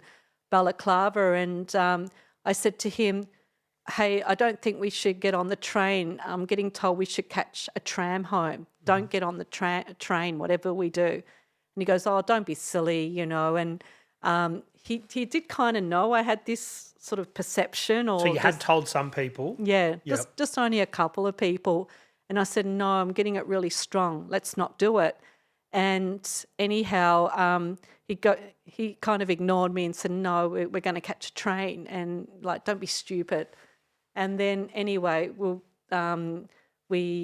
went through the gate with all our paint and that. Next minute, all these transits jumped on us, and they're like, we sending you back to the office. Where did you get all this paint? We want to see all the receipts that this is all stolen and blah, blah, blah. So you knew that was going to happen, or you knew something bad was going to happen? Yeah, something bad was going to happen. How did they know? They just picked you two, as in you looked suspicious, or he's doing tags in the station or anything? I think we were just known by transit police. Right. Yeah, and so anyway, it was what it was. Quite often it was kind of haunting that I'd have this like sixth sense of stuff, and that try and warn writers and MC, all sorts of people, say bits and pieces, but it was kind of like you were seen quite crazy, like talking about an unseen phenomenon that never really gets spoken about, but I kind of just try to keep things to myself. I guess when people are saying, "Oh, that's a bit weird," I guess you internalize it more, and as you get older, you've become more happy to sort of talk about it. Yeah, so like even when I met Eminem, like we were just talking back on a couch and having just deep, meaningful conversations, and then I was told it was so weird, like. Because he was, I could tell, like, if I was to ask his view on, gay men, gay marriage, whatever, he'd probably want to deck me or whatever. And I go, this isn't going to make sense to you now, but one day, guaranteed, I said, Elton John? He goes, oh, that, fag or whatever. And I go, yep. And I go, he's going to end up being your best friend one day. What? And he went, and he goes, where'd you come up with this? Or what makes you say this? And I just said, you're about to, lift off, be famous. But I just said, there's going to be a payoff for it. And I just said that, being pushed in the music industry with having to get so many tracks, album out every year and your tracks, and you're going to go very far, but it's going to create a lot of pressure on you internally, and to have to perform and to wear that mask, that persona out there. And I just said, if you can have time to try and create balance, but I said, unfortunately, I feel like you're going to get into that deep into the rabbit hole, the industry. And I just said, but you're going to be okay in the end. Just always remember that. And I just said, there's going to be people who understand you. And one is Elton John that has been there and know what it's like to pretty much be fucked in the ass by record companies. And I just said, but in the end, no matter what, you will find your right people who'll support you and where you really want to take your music and that. So I said, don't give up, hang on. It's going to be like a roller coaster ride. There's going to be twists and turns and that. And he grabbed my hand and he said to me, Krisy, I feel like one day we're going to meet again and finish this conversation. He goes, I'm intrigued. But he had so many people, like he had his manager go, oh, this one wants to interview, photo, blah, blah, blah, blah, blah, blah. And he wanted to keep chatting, but, I just shook his hand, gave him a hug and said, best wishes to you. So he's one of the few people that you at that stage of your life, you had ever opened up about this other sort of side of you. Yeah, it was like, how can I say? There wasn't many in the scene I could talk about. If I mention it to Ransom, it would be like, boom, like this, This is all woo-woo weird, like don't talk about it. And, I could see Ransom, like he'd come and DJ, we'd kick it together and that. And I always saw his grandfather in spirit around him. And I'm just like, like, what do I do with this? Am I going nuts? Am I schizo? What's happening? But after I'd lost my mum and my dad, in the same week, I'd lost my dad as well. And all the spiritual realms, all this stuff was getting stronger. And it was something I knew I couldn't ignore. And what should I do with it? Like that for so long, I tried to kind of push it away or stay silent or not say much because it kind of ruffled some people ruffled their feathers. Yep. But I thought, no, I've got spirit allies on the other side. I'm not crazy, and that this is my gift, and I'm going to start speaking about it and sharing what I pick up on. And people can, if it doesn't resonate or if they're not comfortable with it, that's absolutely fine. But, I was realising that there is such big spiritual dimension within every human being that Wow. that I shouldn't ignore. Yeah. Did And it? so this is all another ball game. Sorry, I've No. probably But this is super interesting. I'm gonna. railroaded from the hip hop. No, Yeah. but I'm super interested. So when you eventually let your walls down and thought, I'm going to let this happen, did it become easier? Did you see more then? Was there more spirits or more vibes that come your way? I don't know the right terminologies. Yeah, like when I lost my folks, I decided to actually do a psychic development course. And then I met someone who taught about shamanism. And then, I was like, I finally find my right people that support me. And, I'd wished when I was a little girl to have been nurtured and supported with that from a long time ago. But it is what it is. I can't change my past in that now. So it's something that I work with really strong to this day. Yeah. And so you always had this pop up, but you would just push it to the side sort of thing. Like you might meet somebody, you'd get a reading on them, but you would be like, I'm not going to tell them that because they'll think I'm crazy. Yeah. But then you got to the point now where you're like, yep, I'm going to read and I'll bring this to their attention. And if they want to hear more about it, then they can. And if they don't, Sometimes I do, sometimes I don't. I just, I've just got to kind of read things and it's, how do I say it's pretty much, you kind of feel like an alien, like a bit strange, that having this sixth sense and that, how do I say, can be difficult sometimes, I had it in high school and, I got thrown out of a private girls' school because, the nuns were quite aware with, I'd question things and stuff and about what we were being educated in Catholicism and that. And so, they were just like, I don't think you're the right fit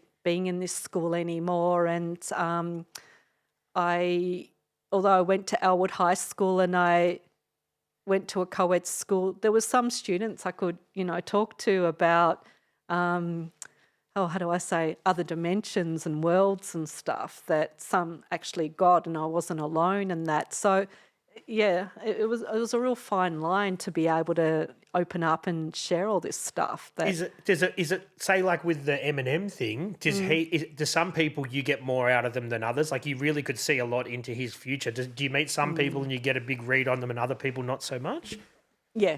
And you just had chemistry where it worked with him. You could see. I think he was just very open. I didn't have no idea, but I said to him, if this is too much, he said, no, keep going. He goes, no, I want to hear what you've got to say. Wow. And I remember we were chatting for a while and he said, no, it's all making sense. He just stared at me and Wow. So then when you do your, what was it, psychic, the course you did, sorry, what was it? Just a psychic development course. Yeah. After you do that, then you think, okay, this is you do the shamanism thing. You figure out that this is the route you want to go in, and then do you just study more? Do you practice? Do you meditate? How do you hone those skills? I mean, I was still nursing, so I was working as a registered nurse. I was a psychiatric nurse. I was working in drug and alcohol in prisons and that, and it was like, with this, I couldn't, but I didn't think I could make a career out of it or whatever. It was just, I was a bit of a nerd. I used to go to the Philosophical Society, which was in Russell Street in Melbourne, and I loved it because it was a bookshop open to all religions and spiritual faiths, and any chance I could go, I would just spend time in there or listen to, sometimes they have workshops and lectures, and it was just right up my field, something that I was so interested in. And then eventually with my nursing career, I was getting so burnt out with it all. Like a lot of nurses could vouch for this, that with government funding and that, it's, they only give so much, and so we really worked to our bone. And I was starting to get so stressed out, and there was part of me, like a shadow side, that at the end of the day of work, whenever I finished, I used to go to a bottle shop and buy a bottle of wine and get pizza and just come home and just plop on the couch in front of the TV, and then the cycle would continue, like day after day after day, after year, decade after decade, and I didn't want to continue.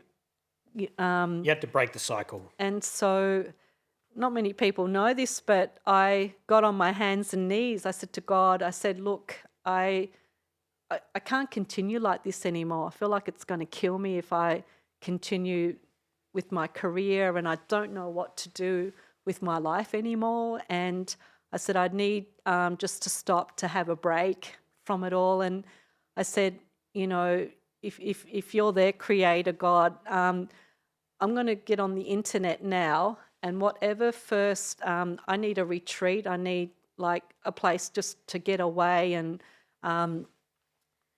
just to do some self-work, like to spiritual reset. work. Yeah. And I said, the first thing that comes up on the internet, I'm just going to put Melbourne, like spiritual retreat. I'm going to go to that. That's the calling. And so I went onto the internet and I saw advertisement. It was called, the company was Inner Peace Centre for Wellbeing. And it just happened the next day that there was a retreat, a 7-day retreat called Journey to Your Light.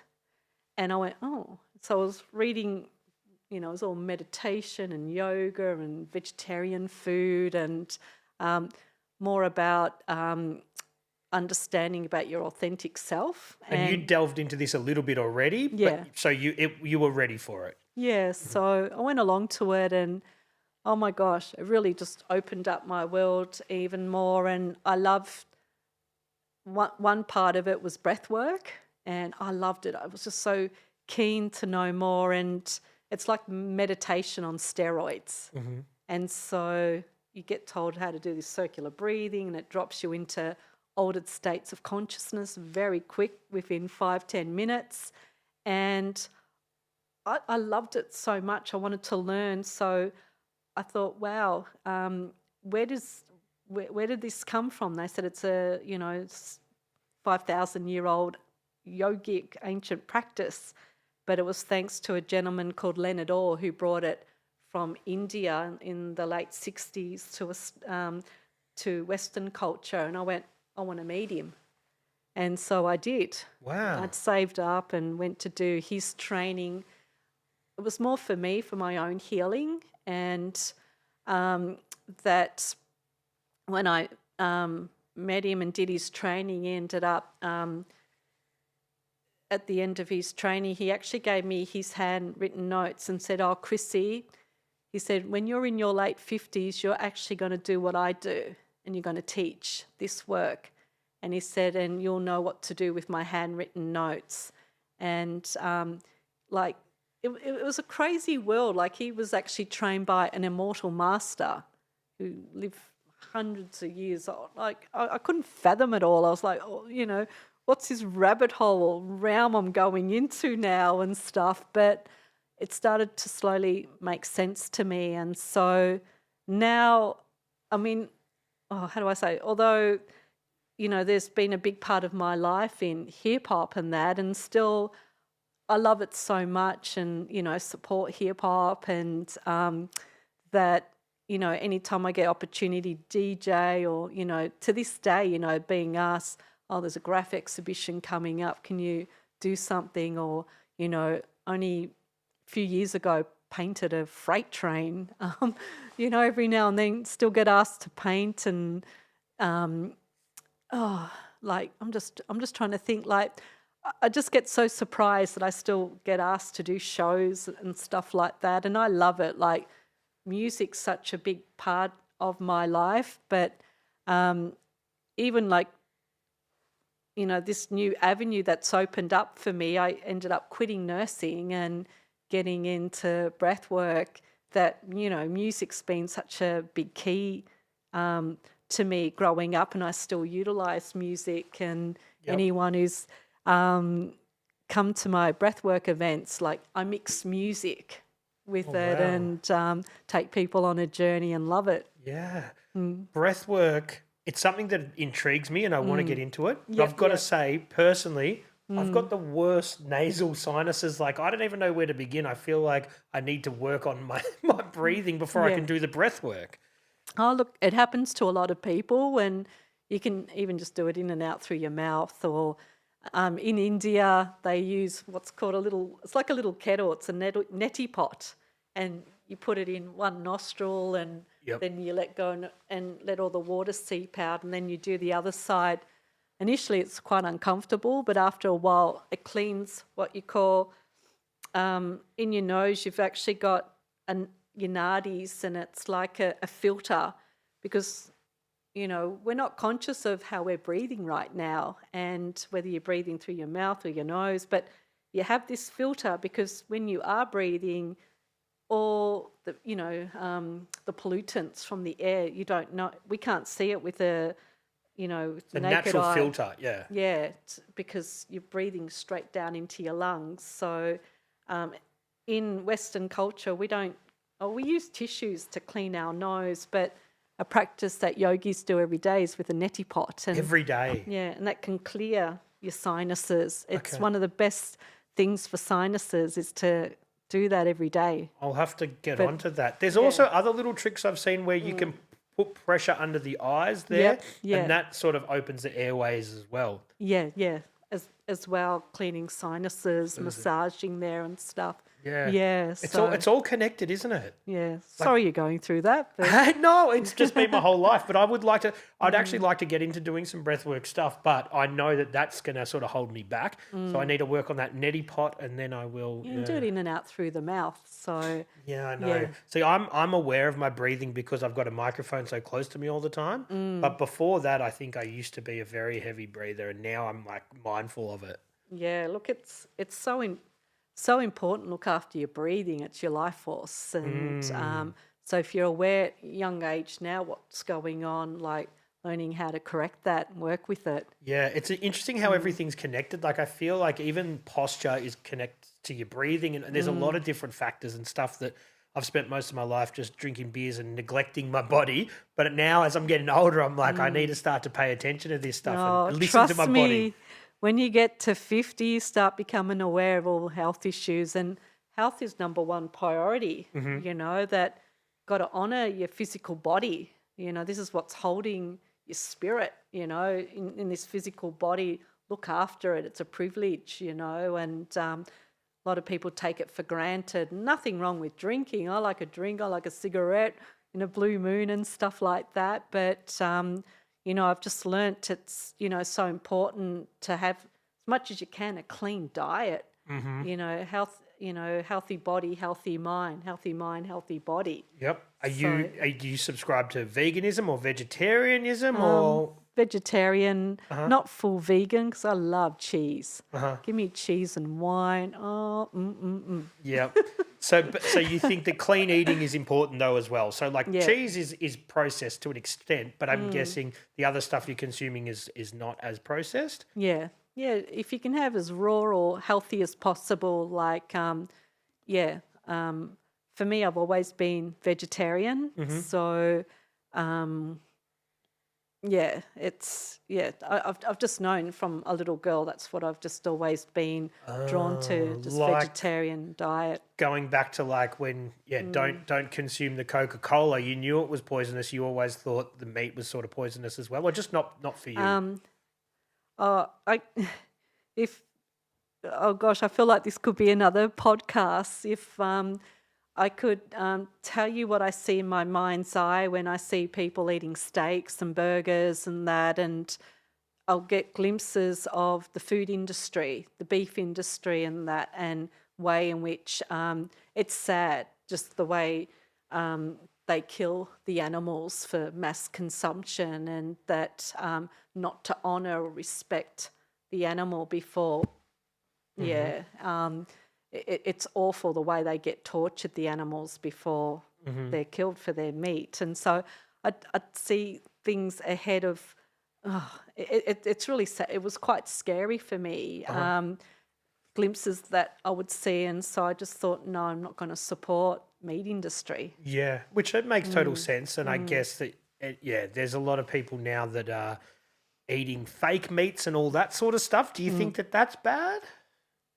The fake, no, if it's plant based, Okay. why not? Yeah. Yeah, It's interesting, but I'm guessing because you've always been vegetarian, then that stuff doesn't interest you anyway to eat the yeah. sort of fake And meats. like when I started going philosophical society and starting to understand like the about yoga, and yogis only have vegetarian diet and why, and for longevity. You look at Steve Jobs. He was vegetarian. I think he only ate fruit, and he spent time over in India with yogis, and he understood as well for longevity. And he also studied breath work and yoga, and even before he passed away, he made sure that every single person at his wake was given autobiography of a yogi. Oh, wow. Yeah, Because he so thought that was so important to yeah, leave that legacy behind. yeah, like humanity, they're just so unaware of. Oh, this could be another podcast, but like about health and well-being, and I could speak forever about Yeah, all well, we've got this whole time. You can thing. tell us, yeah. Well, Yeah. so when it comes to your spiritual journey now, so you are not religious, but you are spiritual, or do we Yeah. have to put a label on it? What would you say? Yeah, look, I'm very open to all religions or faiths, and I just believe there's Creator, Holy Spirit, eternal source out there, and that I'm, grateful to where I am now, like being 57 and having this relationship with Creator, and that I do this work now as a breathwork facilitator, and I'm a teacher for those who want to learn how to facilitate breathwork, and every day working with spirit. Yeah. And what about the medium stuff? Do you do that just like not professionally, but it just comes to you, or some people you get a vibe on? Um, oh, look, I use it in my work all the time, like, because I also work as what I call a light trance medium healer. So I can look at somebody and know where they have energy blocks or disease in their body, and help. Like, usually I can hone in what's caused their disease. And I've been given a tool with breath work, how to shift, how to clear that out. And there may be other things that a person will need to do to clean their body. And for me, I need to understand their story and what shifts or what needs to change in their life personally. So there could be other factors why they're sick or really unwell, and whether it's the job, relationship, their past, what they're still carrying. Trauma, I yeah. can help clear that all out with them. Wow. And what kind of And process is that? That's a lengthy process, though. no, with breath work, people who come and see me usually I have people who come and see me who've seen psychologists, psychiatrists, doctors, specialists, you name it. And then they come and see me, and sometimes some people are hanging on by a thread, and that this is their last hope. And I've helped so many people reclaim their life and livelihood. Yeah. And this is now because you're in Brisbane, or you're in Queensland at the moment. Gold Coast. Gold yeah. Coast. So that's happening there in person. If people want to see you, they can. Yep, yep. Yeah, so if they want to get in touch on Facebook or Instagram, my business is Shamanic Transcendence. And if they go onto that, and then they can find out all my events and bits and pieces what I do. And what about people that can't get to you personally, just to help them? What would you, if they feel like they're struggling with the illness, or they want to get involved in something a bit more spiritual, what do you suggest that they do? Oh, wow. Look, just depending with where they live, I can put them on to breathwork facilitators. There's millions of them all around the world now because breathwork has spread like wildfire around the world. And there's some really great therapists, especially in Melbourne as well. I can highly recommend. Yep. Okay. So just, so then reach out to you and you might be able, if you can't Oh, help them personally, you can 100%. get Yeah. them to the right place. Yeah, 100%. Yeah. Yeah. With what you're doing now is so Yeah. different to the hip hop stuff. Because you know what? Even I love hip hop; it's my favorite kind of music, and I Yeah. listen to it all the time. But sometimes I listen to it if I'm feeling a bit depressed or whatever. I kind of get dragged down by the negativity, and I feel that there is a lot of negativity in hip hop. It's an interesting juxtaposition to the other side of the spiritual stuff that you do. Do you still find time to listen to that grimy, gritty hip hop? Oh, all the time. Yeah. But, oh, look, it's been ingrained in me, you know, like I know every single lyric from Schoolie D to KRS-One to Lord Finesse and I love just playing beats and rapping to it and stuff and just takes me back to really cool memories like in the early, 80s to the 90s. And I think in the 80s it was, a lot more uplifting and The gangster era did change the whole sort of yeah, like but look, I listen to so much still. Yeah, I mean, I haven't bought albums in last probably 10 years. Yep. Some I get as promos and that, but like generally I just listen to a lot of old tunes. And I'm a bit of an old lady now. It's like takes you a bit back sad. to the time. Do you, as somebody who really helped nurture the Australian scene for so long, are you happy with where Australian hip hop's at the moment? Do you pay attention, or are you just sort of like, Oh, look, I'm blown bloody away by it all. Like 2 years ago, I got asked to DJ at the ARIA Awards to open up for it. And I'm like, what? It was so like left field. And someone's done their research though to ask you to do that? yeah, so it was such a huge honor to be asked because there's so many DJs out there who's contributed so much. I could think of Blaze, Ransom, DJ Cut. Like I could think of so many, and they've asked me, and I'm like, what? And I thought, oh gosh, I'm going to probably cop a lot of flack for me being asked to open up at the Arias because they had like a hip hop section, like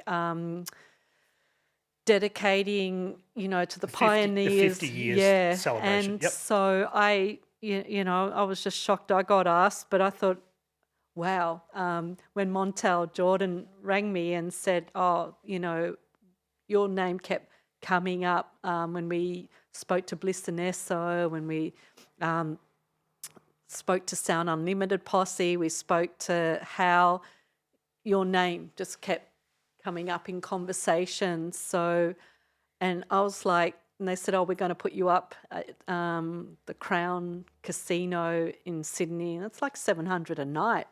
And I'm like, hell yeah, I'm coming, I'm DJ, I'll do whatever I have to do, I don't give a shit. So I just said yes, and I'll figure it out later what I have to do. And I was really fortunate that when I did get asked, next minute I'm calling Jared, who's probably one of the best DJs in Australia, and I go, fuck, Jared, I'm in a tight situation. You've got to teach me how to. I haven't scratched for a long time. I'm coming down to Melbourne first, and I don't care. I'll be there all night. Just show me how to do some fresh scratches and whatever again. And he was accommodating? Oh, 100%. Yeah, Krisy, I've got your back. Don't worry. We're going to get you sorted. And so before going to the Arias, I went to his house and I just had a full total knee replacement. 3 weeks later, I had like a walking frame. Oh, wow. And then I'm rocking up to Jared to go, don't worry about it, man. I'll be fine. Just show me how to bloody scratch. I knew how to scratch, but I said I have to look fresh. You're a bit rusty because it'd been a while? Yeah, and I go, it's going to be on TV. And I'm like, shit. And so he goes, don't worry. And he was so helpful to me with it. he's like my soldier. Yeah. It's awesome. And so that went off without a hitch. You were happy with everything? Yeah, no, all good. It was just such a huge honour. And I'm guessing even just as a girl growing up loving hip hop, just to think that in the future there was going to be dedication to hip hop on the arias would have been something you probably wouldn't have seen happening.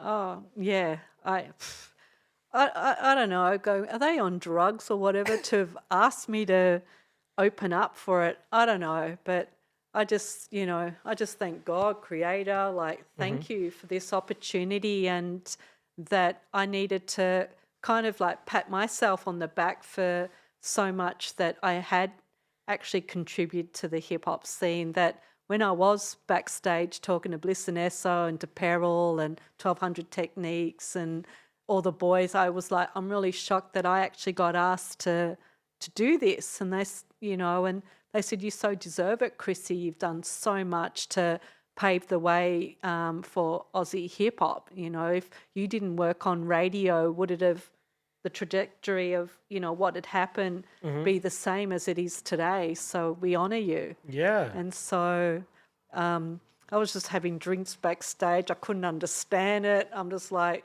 I just had this knee operation. I was still in a lot of pain, and I had the boys backstage, Bliss and Esso, giving me gummies to help me get through the pain, and you had to hang around get there first thing in the morning, and there was rehearsals and that, and walking around, and I'm having drinks. I'm a little bit irie, and I was like, no, I'm all good. But I don't know how I got there, but I was just so grateful. Yeah. And for all their support. For sure. And Australian hip hop's in a pretty healthy space now. There's a lot of different people making music all over the country. Yeah. Oh, big time. And that people being able to make a living, and do well with that. So I'm so grateful for, where it's come from to where it is now, that now Australia, we're recognised all over the world. Yeah, and even in the Australian music industry, like it's so great to see, like whoever thought Hilltop Hoods, that when what was it, the Underbelly series, and there was part of their track on there. Right. And I'm like, I knew them from years back in the early 90s when I used to go to Adelaide, and I used to get like a van and load up AKA Brothers and Rise and Tarkey. I was like the mother hen taking the boys to go do shows in, from Adelaide to Sydney, and that kind of like manage them to make sure they get on stage and perform and stuff. But it's just so great to see where, it was a long slog all these years and that, but where it is now. And that's the thing, even with, you mentioned the Hoods, people are like, oh, look at them, they're doing all this commercial stuff, but they put the hard yards in for a very long time before they saw the success. Yeah, look, they were just so dedicated, on underground radio and on, where there was no pay or anything. You were just doing it for the love of it. But luckily they got recognition for their skills, and people love their music. Yeah. So will DJ Krisy still DJ if people hit you up? Oh, 100%. Yeah. Not just the arias? Sorry? Not just the arias? No, look, I'm always just happy to play, and I've still got my records, and look, I haven't got all the latest stuff, but I only DJ vinyl. I never went to DJing, CDs or Serato. I couldn't go there. I love the feel of vinyl, and that's just how I get down. Yeah. Even at the arias, I go, no, it has to be vinyl. And I was lucky to Jared. He organised the best primo turntables to be on stage at the arias. I think they had just Technics. He's like, no, you're going to have Pioneer, the latest Fandangle turntables are worth about $5,000 each. Oh, wow. And I was like, yep. Good. He's a good guy to have in your corner. Oh, was just talking to him today. I go, "You're my PA." I said, even for today's podcast, can you hook up Step Into The AM intro that I used to use for my radio show? So, your listeners, they get to hear that. Yeah, we'll play that at the start and at the end. Yay, awesome. You didn't, you recorded, but you haven't digitized a lot of those old episodes. Do you have like ambitions of trying to get some of that stuff online so people can hear the heritage? Yeah. DJ Frenzy was looking at doing that, and I sent as many tapes to him as I could, and he was going to call it, hang on, you just got me, something on Beats on Tap or something like that. Beats on, sorry, I can't remember it. That's okay. Yeah, he was looking at doing that, and so Frenzy has some of the tapes now. Yeah, he digitized so much, and he's prolific with the amount of radio that he puts out. Like, he's non-stop. I know he's absolutely incredible. Also, Jared's got every radio show. But he recorded himself as a fan, or that you gave him the. No, just as a fan. That's cool. Yeah. So it's a big slog to have to put all the tapes, to digitize it, because you've got to record every show, and time consuming. It's 52 tapes times that by about 7-8 years. Or Is there some of them that you hope never see the internet because maybe there was too much booze, there was too much kerfuffle? No, it's just I had no regrets whatsoever. That's awesome. It's just authentically raw and real with it all. Sometimes I forgot to turn off the mic, and well, maybe there's some parts I'm That's like, why I was asking, yeah. And then sometimes I was a bit too pissed or smoking, and I was trying to edit the swear words, and I think I missed it by a second when you're supposed to edit, and because everything was live. Everything's live.